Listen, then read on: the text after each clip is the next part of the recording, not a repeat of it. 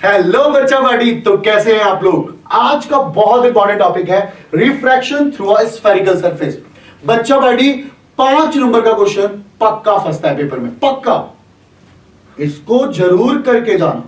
और बहुत important topic है, हम लोग कर रहे हैं मस्ट डू सिलेबस क्लास 12 का, और ये है मेरा लेक्चर नंबर 4 और रे ऑप्टिक का है ये पार्ट नंबर 3। तो चलिए बेटा वीडियो को स्टार्ट करते हैं। मैं हूं आपका राकेश पांडे और स्वागत करता हूं अपने प्यारे से चैनल स्टडी क्लब 24/7 में। तो बच्चा बेटी, तो अगर देखते हैं हम लोग कि हमारा रिफ्रैक्शन थ्रू स्फेरिकल सरफेस, इस तरीके की 6 डेरिवेशंस हैं। मैं आप लोगों को ये अभी फर्स्ट डेरिवेशन समझा रहा हूं, एक सेकंड डेरिवेशन और कराऊंगा जिसमें इसका फॉर्मूला बताऊंगा, और आप लोगों को इसके साथ साथ ये बताऊंगा कि इसके क्वेश्चंस कैसे पूछे जाते हैं। इस पे डेफिनेटली एक क्वेश्चन बनेगा। तो आज ये इस वीडियो में बस मैं आप लोगों को समझाने वाला हूं कि इसकी डेरिवेशन कैसे होती है, डेरिवेशन का शॉर्टकट ट्रिक कैसे होगा। आपको मैं कुछ चीजें बताऊंगा, फिक्स है, वो नहीं बदलेंगी, और उस चीज को ध्यान रखिएगा। तो चलिए मेरे बच्चों देखते हैं refraction through a spherical surface. तो देखिए बच्चा, पहले ये सरफेस है मेरे बच्चे, जैसे ये उभरा हुआ सरफेस है, तो ये कॉन्वेक्स स्फेरिकल सरफेस है। ऑब्जेक्ट रखा है रेयरर मीडियम में, जिसका रिफ्रैक्टिव इंडेक्स मैं μ1 मान लेता हूं, और यहां पे ये डेंसर मीडियम है जिसका रिफ्रैक्टिव इंडेक्स मैं μ2 मान लेता हूं। अब बच्चा क्या हुआ, ये देखिए एक छोटा सा ऑब्जेक्ट है, रखा है रेयरर मीडियम में, उसकी इमेज यहां पर डेंसर मीडियम में बन रही है। अब भाई इमेज बनने के लिए हम लोगों को पता है लाइट का रिफ्रैक्ट होकर एक जगह मिलना जरूरी है। तो एक जगह मिलना जरूरी है, तो बच्चों यहां पर क्या हुआ, ये O है और यहां पर I है। जब ये O है और यहां पर I है, तो रिफ्रैक्शन होने के बाद ये लाइट, मैंने कहा कि एक लाइट सीधी गई और एक लाइन यहां गई और इस तरीके से मिली, और हम लोगों ने नॉर्मल ड्रॉ कर दिया। आप ये देख रहे हैं कि नॉर्मल ड्रॉ हो गया। तो नॉर्मल ड्रॉ होने के बाद ये वाला जो एंगल है, ये हमारा एंगल ऑफ इंसिडेंस है, ये एंगल हमारा रिफ्रैक्शन, और ये लाइन नॉर्मल है। बच्चों ये देखिए, ये हमारा अल्फा है।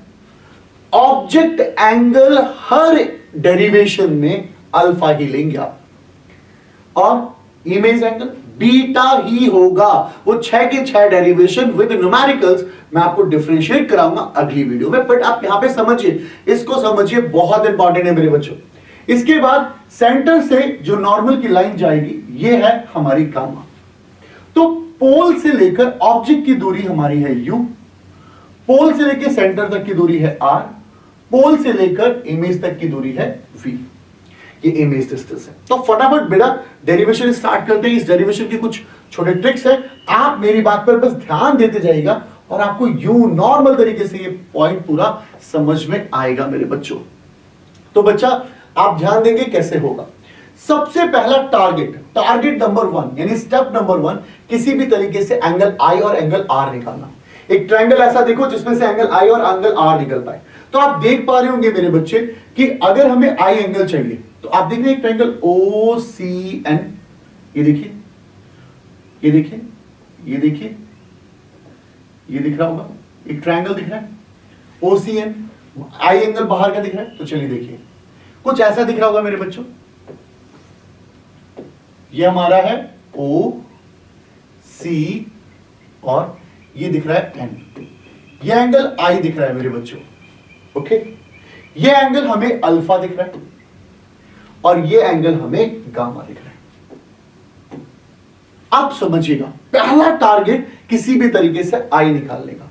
तो मैंने कहा in triangle ONC, in triangle ONC triangle में, ONC ट्रायंगल में हम लोगों ने कहा कि भाई हमें पता है कि I एंगल जो होगा वो अल्फा प्लस गामा के बराबर होगा।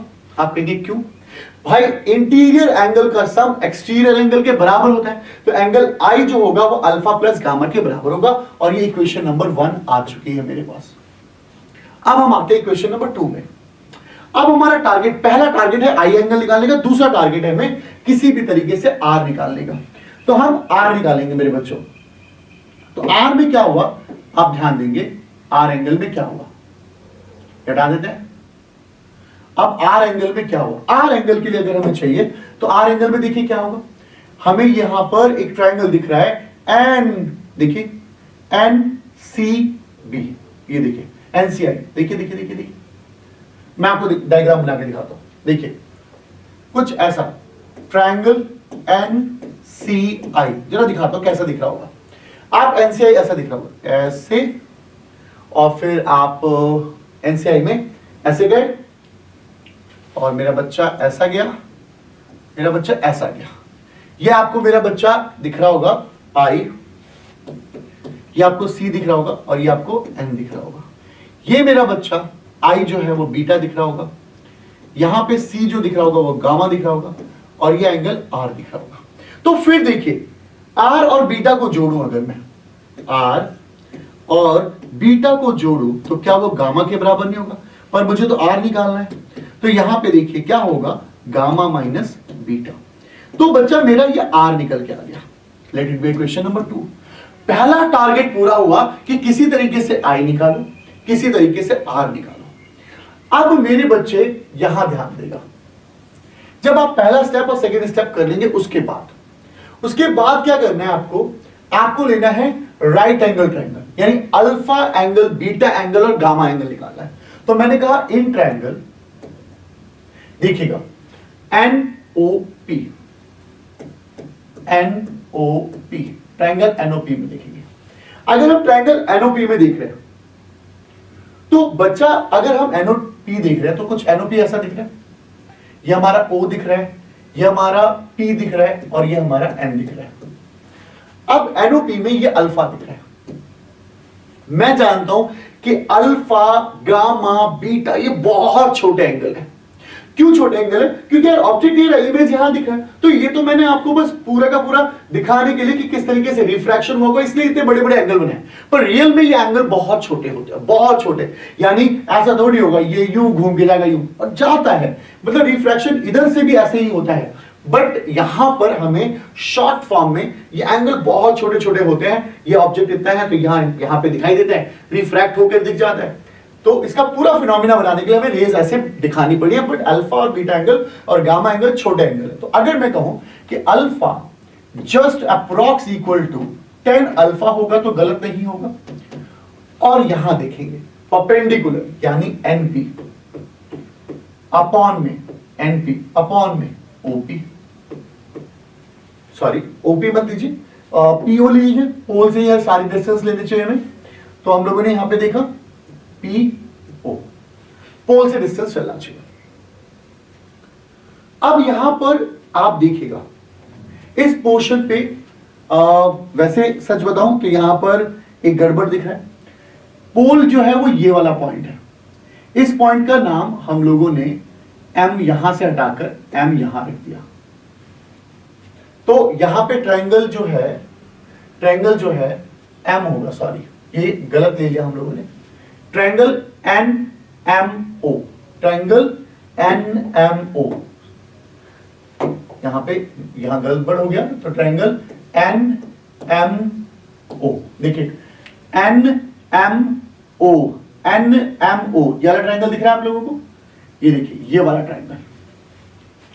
अब ये वाला ट्रायंगल दिख रहा है NMO, तो इसका नाम इधर भी कर देते हैं। यहां पे ये M है और ये N है।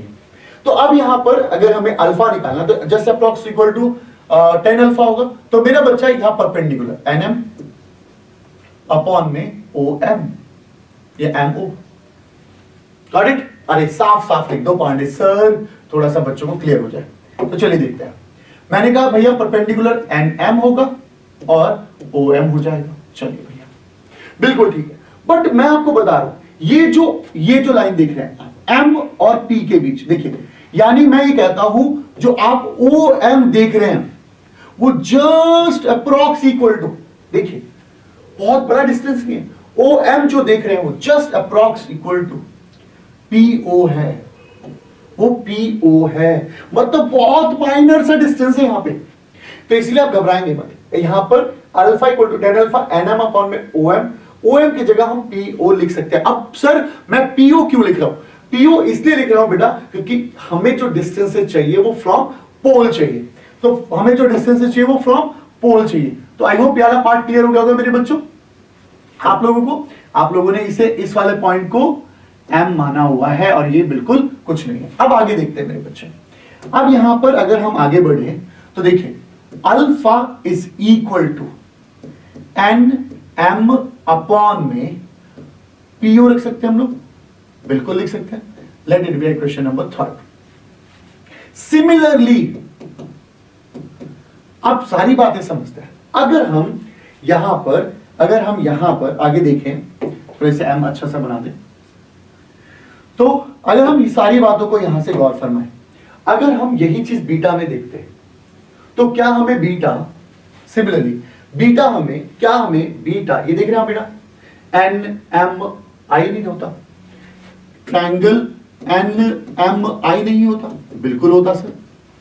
यानी पहला टारगेट आई निकालिए, दूसरा टारगेट आर निकालिए, तीसरा टारगेट अल्फा बीटा गामा निकालिए। और बड़ा सिंपल यार, देखो मैं सीधा गामा लिखूंगा, सॉरी बीटा। यार मैं ना बीटा निकाल रहा हूं सीधा। अब मैं जब बीटा फाइंड आउट कर रहा हूं ना, तो बीटा फाइंड आउट करते वक्त देखो क्या होगा। मैं वही 10 बीटा ये नहीं लिख रहा, सीधा N M upon N M upon. अब आपको पता है हमें क्या लिखना पड़ेगा, एम से लेकर आई का डिस्टेंस, एम से लेकर आई का डिस्टेंस, एम से लेकर आई का डिस्टेंस लिखना पड़ेगा। बट बेटा एम से लेकर आई का डिस्टेंस और पी से लेकर आई का डिस्टेंस बराबर होगा, तो सीधा मैं क्यों पी आई ना लिख दूं, सिमिलरली लिख रहा हूं बेटा, ध्यान से समझिए बेटा। ये 4th नंबर हो गया। सिमिलरली ऐसे ही मैं गामा लिखता हूं। चलो गामा सोचो, वीडियो को पॉज करके सोचो कि गामा क्या होगा। ट्रायंगल एनएमसी होगा, तो गामा सीधा कर दूं N M upon N M upon. अब देखिए पीसी की एमसी की जगह पर मैं पीसी लिख सकता हूं। ओके, तो हमने देखा यहां पर कि हमारे पास जो वैल्यू आ गई वो आ गई, आई भी निकल गया, आर भी निकल गया, अल्फा भी निकल गया, बीटा भी निकल गया और गामा भी निकल गया। वाह, अब हमारे पास ये सारी चीजें फाइंड आउट हो गई हैं। अब जब ये फाइंड आउट हो गई चीजें, तो अब हमारा नेक्स्ट स्टेप क्या होगा। नेक्स्ट स्टेप होगा मेरे बच्चे कि हमें लगाना होगा स्नेल्स लॉ। तो मैंने कहा अकॉर्डिंग टू स्नेल्स लॉ। अब मैं स्नेल्स लॉ के अकॉर्डिंग क्या करूंगा, हम 1 मीडियम से 2 में जा रहे हैं, यानी मीडियम 1 से मीडियम 2, यानी μ1 से μ2 की तरफ। तो हम लिखेंगे 1 से हम जा रहे हैं 2, and that will be what, sine angle of I to the sine angle of R. Sine angle of I को टू साइन एंगल ऑफ, मैंने क्या कहा, ये इंसिडेंट एंगल भी छोटे होंगे, तो मैं यहां पर just approx equal to I upon में आर भी लिख सकता हूं, बिल्कुल लिख सकता हूं। तो मैंने यहां पे देखा मेरे बच्चे कि यहां पर हमारे पास क्या मिला, यहां क्या मिला, हम यहां पर μ2 अपॉन में μ1 आई अपॉन में आर, और यहां देखेंगे μ2 अपॉन में μ1 और आई की जगह लिख सकते हो आप, देखो alpha plus gamma, alpha plus gamma, alpha plus gamma, और इसकी जगह लिख सकते हो गामा माइनस बीटा। देखो मेरे बच्चे, आई की जगह लिख सकते हो अल्फा प्लस गामा और अल्फा प्लस गामा, और यहां गामा माइनस बीटा। वाह, मस्त चीज है, आराम से हो जाएगी बेटा। ये चीज मिल गई हम लोगों को। अब यहां पर हमें क्या उठाना है, हमें सीधे चीजें उठानी है, और यहां पर हमें अल्फा गामा गामा और बीटा की वैल्यू, देखो अल्फा की वैल्यू हमें एनएम पर पीओ मिल चुकी है, या हम इसे पहले क्रॉस मल्टीप्लाई कर लेते हैं, वो ज्यादा बढ़िया रहेगा। तो देखिएगा, इसे रब करता हूं। तो चलो अब हम लोग यहां देखते हैं कि हमारे पास ये इक्वेशन आ गई μ2 की। अब जब μ2 की इक्वेशन आ गई तो हम क्रॉस मल्टीप्लाई करते हैं, तो हम देखेंगे μ2 is what, gamma minus beta, cross multiply is equal to μ1 alpha plus gamma. ठीक भाई, आई निकाल चुका, आर निकाल चुके हो मेरे बच्चों। अब ये आप फटाफट यहां वैल्यू डालोगे μ2, आप देख सकते हो गामा की वैल्यू सीधा सीधा होगा हमारे पास एन एम अपॉन गामा। वैसे याद कर लो यार, गामा हमारा वैसे भी सेंटर वाला एंगल है, यानी हम लोग यहां पर पी सी लिखने वाले हैं, माइनस बीटा वैसे भी इमेज एंगल है, तो एन एम अपॉन में पी आई लिखने वाले हैं। Is equal to μ1 alpha alpha alpha object angle है, वैसे भी हम N M upon P O लिखने वाले हैं। गामा सेंटर एंगल है, एन एम अपॉन में पी सी लिखने वाले हैं। कंप्लीट। अब देखो एनएम एनएम सब में है ना, एनएम एनएम सब में है, कैंसिल आउट हो जाएगा, कॉमन निकाल के कैंसिल आउट करो तो आप भी मल्टीप्लाई करेंगे। देखो μ2 अपॉन पीसी माइनस μ2 अपॉन में P is equal to μ1 upon में पीओ प्लस μ1 अपॉन में पीसी। अब मेरे बच्चे आप देखो अकॉर्डिंग टू साइन कन्वेंशन,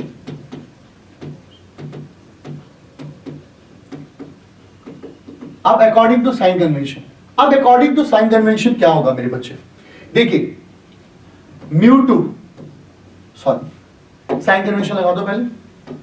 देखो यहां पे पाई जाने वाली इधर की चीज है, यानी जो हमारा PO है वो माइनस का U होगा, P ऑफ C प्लस का R होगा, P ऑफ I प्लस का V होगा। अब यहां पे फटाफट वैल्यू रखो, देखो फटाफट μ2 अपॉन PC प्लस का R माइनस μ2 अपॉन PY यानी μ2 बाय PI मतलब हमारा प्लस का V is equal to μ1 upon PO, μ1 PO क्या है हमारे पास R, PO है हमारा U माइनस का वो भी क्या है यार μ1 अपॉन माइनस का U। अब यहां देखो प्लस, अब ये देखो μ1 है अपॉन PC क्या होगा प्लस का R। अब आप देख रहे हो यार यहां पे, अब यहां देखो, अब आपने यहां देखा कि इसको इधर ले आते हैं और इसको हम इधर लेके जाते हैं।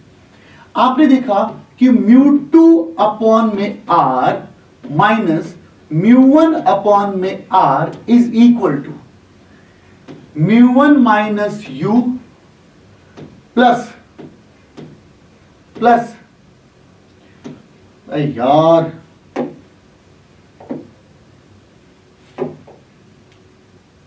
देखिए इसको इधर लेकर आए हम लोग प्लस μ2 बाई V। देखिए बच्चों इधर देखना ध्यान से, μ2 बाई R इसको इधर ले आया, μ1 बाई R उसको उधर लेके गया, μ1 बाई माइनस U इधर लेके गया तो ये प्लस का। अब यार आप खुद सोचो कि यहां पर अब हमें क्या करना है। अब हमें ये हटा देते हैं पहले सारी चीजों को। अब हम देखेंगे यहां पर हम क्या करेंगे, क्या हमारे पास μ2 माइनस μ1 अपॉन में R नहीं हो गया?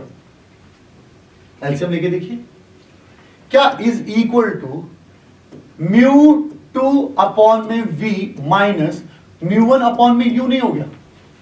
तो मैं सीधी सी बात करता हूं, μ2 by V minus μ1 by U is equal to μ2 minus μ1 by R।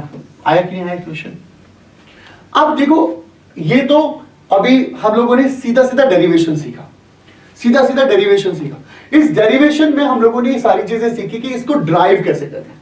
But अगर मैं आपसे बोलता कि मुझे फॉर्मूला लिखना है डायरेक्टली, और मुझे फॉर्मूला डायरेक्टली कैसे लिखना है, अब डायरेक्टली अगर फॉर्मूला लिखने की बात आ जाए तो पेपर में देखो कैसे फॉर्मूला लिखेंगे हम डायरेक्टली। हम 1 से 2 की तरफ जा रहे हैं, 1 से 2 की तरफ, 1 से 2 की तरफ, तो देखिएगा क्या करना है, 1 से 2 की तरफ जा रहे हैं तो आपको क्या करना है, जिधर से जिधर जा रहे हैं, यानी हम μ2 की तरफ जा रहे हैं, हम लोग μ2 की तरफ माइनस μ1 से जा रहे हैं, सेम μ2 माइनस μ1, इधर भी वही इधर भी वही। भाई इधर बिना सोचे समझे R कर दे मेरे भाई, रेडियस ऑफ कर्वेचर बिना सोचे समझे। अब हम जिधर से मतलब जिस जगह से जिस तरफ जा रहे हैं, अब देखना मेरे बच्चे, मेरी बात सुना, हम इधर से इधर की तरफ जा रहे थे, मतलब हम रेयर को छोड़कर डेंस में जा रहे थे। तो ये पहला वाला जो आता है इमेज डिस्टेंस आता है हमेशा, और ये दूसरा वाला ऑब्जेक्ट डिस्टेंस। यानी ये साफ साफ पता चलता है कि हम जिस तरफ से छोड़कर जिस तरफ जा रहे थे, यानी हम देखिए हम इधर से इधर जा रहे थे 1 से 2 की तरफ, तो देखिए पहला जिधर जा रहे थे जिधर से आ रहे थे अपॉन में v upon mu equal to same formula म्यू2 माइनस म्यू1 अपॉन में r। और इस तरीके से हमने फॉर्मूला ड्राइव किया। नेक्स्ट वाली वीडियो में मैं आप लोगों को बताऊंगा कि और भी डेरिवेशंस कैसे करते अगर इसके बिहाफ पर होती। तो 2 दिन फिगर समझाऊंगा और इसका शॉर्टकट न्यूमेरिकल सिखाऊंगा, जहां पर आपको बताऊंगा कि किस तरीके से हम लोग न्यूमेरिकल को सॉल्व कर सकते हैं मेरे बच्चों। तो बच्चा मिलते हैं नेक्स्ट वीडियो में, तब तक के लिए टप टाटा बाय बाय मेरे दोस्त, मिलते हैं नेक्स्ट वीडियो में। ओके बच्चों, बाय।